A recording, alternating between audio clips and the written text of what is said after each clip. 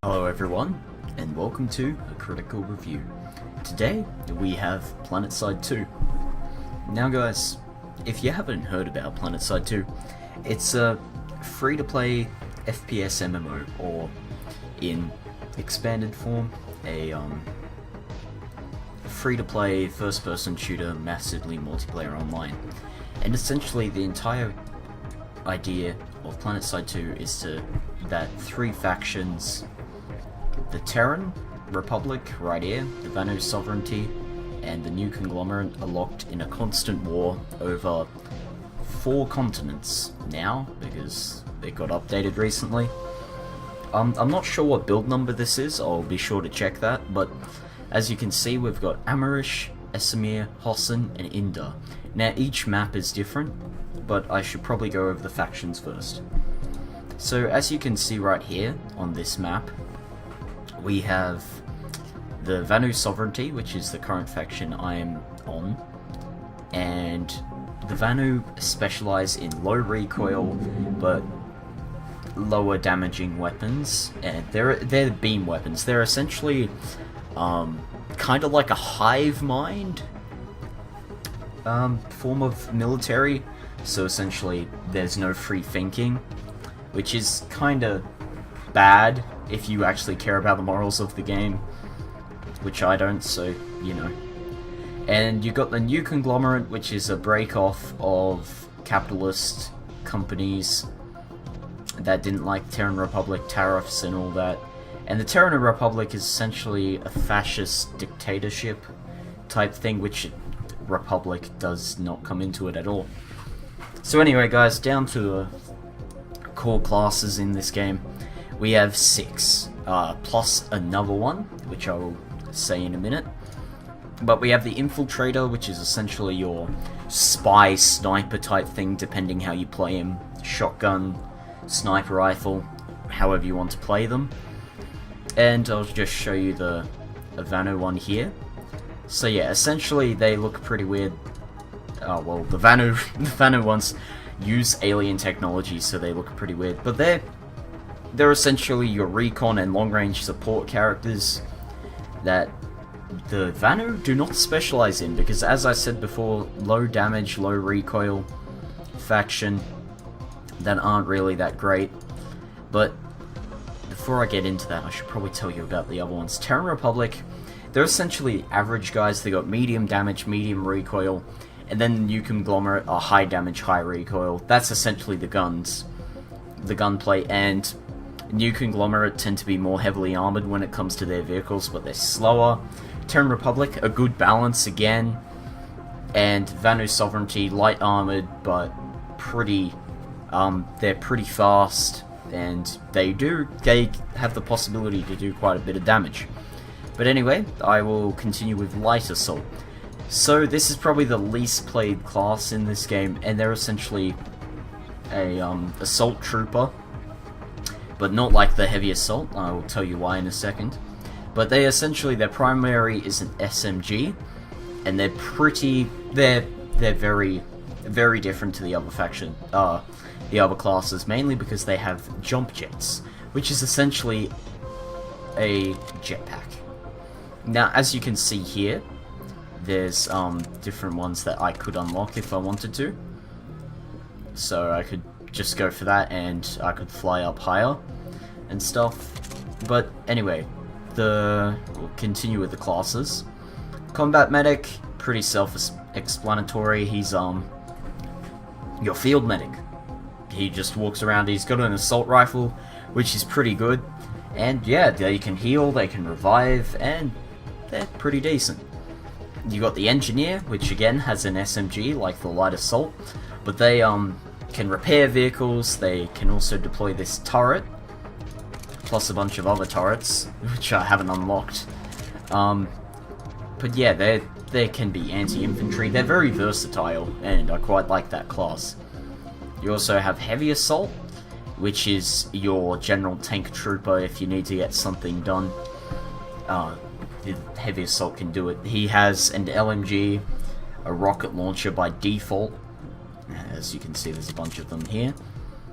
And his ability is a resistant shield, or like immunity shield. So essentially, each character has an energy pool, and how it works with the heavy assault is it gets used up when you get attacked, or slowly degrades up over time, either way. And also this is just extra stuff you can equip, which is, this is quite decent. All this is, I think it's the same for each class. Okay, it's slightly different, but anyway.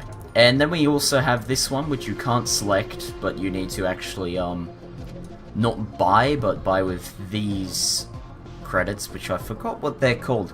I'm pretty sure they're just equipment or supplies. And these guys are your anti-vehicle class. They are just, they're good at anything. Anti-vehicle, anti-infantry, pretty tanky, but they work differently to other classes. So I'll go through on the combat medic, the attachments and stuff in the game, and then I'll get on to the free-to-play element and versus the pay-to-win. So essentially here, there's a lot of customization you can have for your guns. You can have the optics, which there's about 15 scopes, each of which are slightly different. And as you just saw here, alert incoming, that is actually a special thing in the game that makes the continents speed up faster, so we get on to the next one. So I have about an hour and a half to finish this recording, which will be easy. The barrel attachments are very, how do you say, limited for any of the guns, because it's just suppressor or flash suppressor. The rail's not much different, they have only 3, and you can't equip more than one at once. The ammo type, I don't think really matters for most of them. As you can see, you can't select it for these. No, you can't even select it for them. But anyway, let's go back to the combat medic, and we've got the camos. And now these station credits, which is the pay-to-win element of the game, or pay-to-play type thing, essentially allows you to get all these camos, and you can't get them otherwise. As you can see, I have 0 station credits. However, that does not limit the gameplay, as you can buy these for a steep price of 1,000 certs. I only have 84. You need to either get really good at this game, or just, you know, play heaps to actually be able to get these. And some of them you can't even get. Mind you, I don't think there's any difference between these apart from the color. But yeah, certain ones you can't get, certain ones you can. I didn't actually see that gun, I may get that. But yeah, anyway. So, if I can find... Nanites aren't cheap, you know. Okay, so this is the member thing, and this is your station credits type thing. And yeah, essentially that's your membership benefits. You 10% off marketplace purchases, free monthly 500 station cash claim, exclusive promotion and offers, 50% XP gain, 100 to 300% passive cert point gain.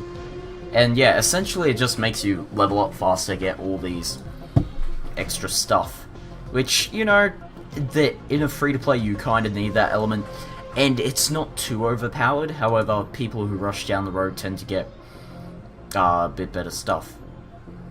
So I'm pretty terrible at this game, just saying now, and after I get into the gameplay, but first we'll go over the vehicles. So we got the Flash, which is your general quad bike you ride around on, Harasser, essentially your light jeep, your Sundara, which is a very integral part of the game, essentially is a mobile team deployment. You've got your tank, and by the way, the attachments for these are very limited too. Mind you, these are actually pretty cheap. I may actually buy some of those. But anyway, we'll go back here. Your Lightning is a one-person light tank. Your Mag Rider is your heavy tank that you use to smash people. You got your Scythe, which is your jet, essentially. You've got your Valkyrie, which is your dropship. Oh, not as nearly as good a dropship as the Galaxy, which we'll get onto which is also essentially the Sunder equivalent, that this is essentially a light dropship. You've got the Liberator, which you don't see much, is essentially a smaller version of the Galaxy. The Galaxy is massive. I do apologize for that. Whippersnipper out there.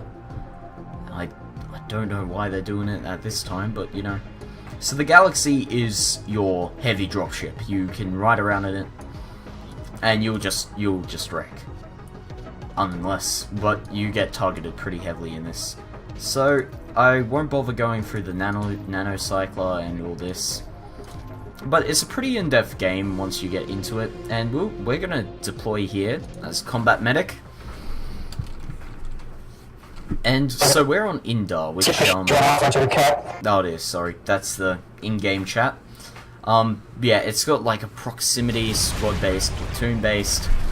The actual voice chat in this game is pretty in-depth, which can be a bit daunting at times. I mean, I only recently turned it on, and I should probably turn it off once again. That was an enemy. Okay, I thought he was glitched out, but apparently not.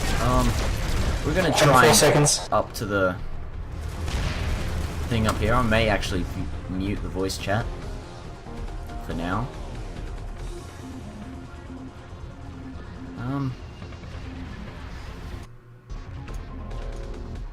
0. Okay.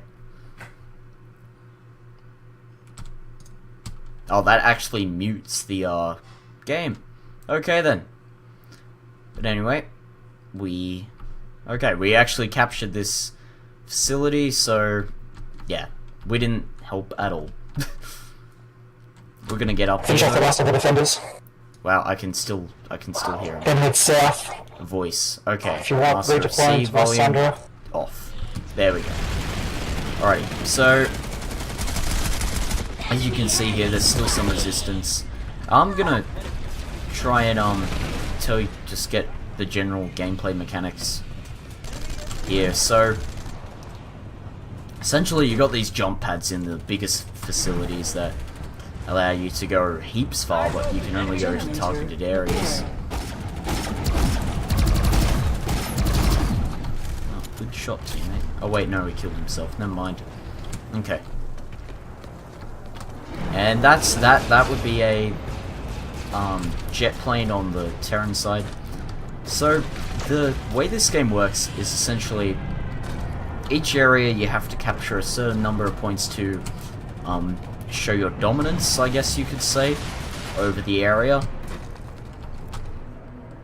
And that controls how the game goes. And there's never actually been a complete takeover of a planet. I think the closest has been like 76% for one faction. And I'm gonna try and catch a ride in this or this. No, okay, that's full. But what often happens here is a lot of people. The issue with having a free-to-play model such as this is... Okay, so this guy let me catch a lift. And we also got... Where is it? Okay, there it is. So essentially you can... you have what you do in most games these days. You just have your general commands in case you don't want to use voice chat. And this guy actually... He's pretty well equipped. He's got a gun on your quad bike, which you don't have by default. Oh, that's a big tank. Alrighty, so it looks like this. Whoa. Okay. Our quad bike driver knocked out.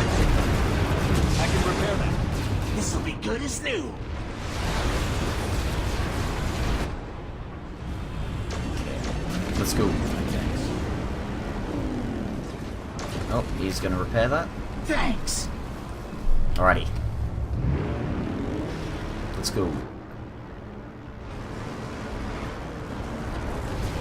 So yeah, essentially the way this... It's essentially a faction takeover, but I want to point out some main things with the gameplay, and this is more just a general review. I'll do a proper written one later on. But the main issues with this game, like the graphics, man, they look nice on maps.